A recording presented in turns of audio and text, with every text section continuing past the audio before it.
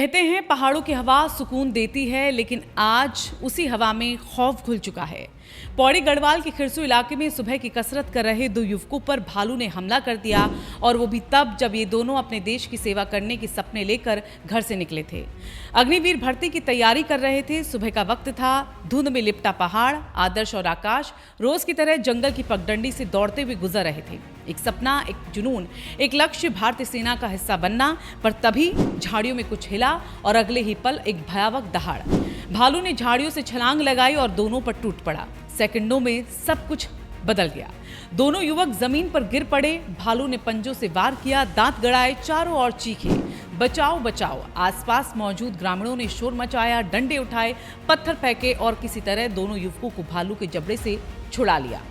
घायल आदर्श और आकाश को श्रीनगर बेस अस्पताल ले जाया गया। डॉक्टर ने बताया कि हाथ, पैर और पीठ पर गहरी चोटें हैं, लेकिन हालत स्थिर है। लेकिन सवाल सिर्फ चोट का नहीं, चेतावनी का है, क्योंकि ये हमला सिर्फ जंगल का नहीं, अब गांव का सच बन चुका है।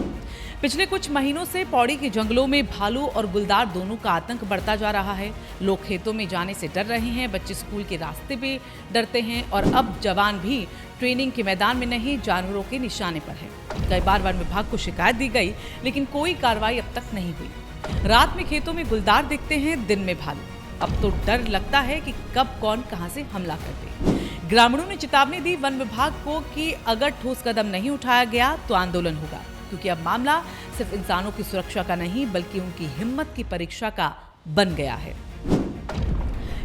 आखिर क्यों बढ़ रहे हैं जंगली जानवरों के हमले? क्या जंगलों में खाना खत्म हो गया है, या फिर मानव बस्तियां धीरे धीरे जंगलों के रास्तों में आ गई है?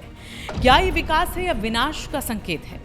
वन दरोगा नागदेव रेंज के जगदीश नेगी ने कहा है कि घटना की रिपोर्ट भेज दी गई है, घायलों को मुआवजा दिया जाएगा और गश्त भी बढ़ाई जा रही है।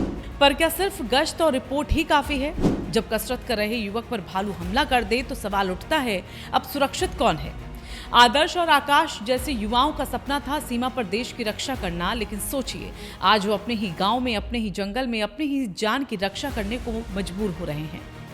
क्या ये पहाड़ अब खतरों का इलाका बनते जा रहे हैं? क्या सरकार और वन विभाग इस खतरे की गंभीरता को समझ रहे हैं, या फिर हर हमले के बाद बस रिपोर्ट बनती है और कहानी ठंडी पड़ जाती है? एक वक्त था जब लोग कहते थे जंगल हमारा साथी है, अब वही जंगल हमारे खिलाफ खड़ा नजर आने लगा है। आखिर क्यों बढ़ रही है इंसान और जानवर की टकराहट? कब तक पहाड़ के नौजवान अपनी जान दांव पर लगाते रहेंगे?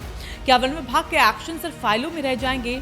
और सबसे बड़ा सवाल, क्या हम सच में सुरक्षित हैं?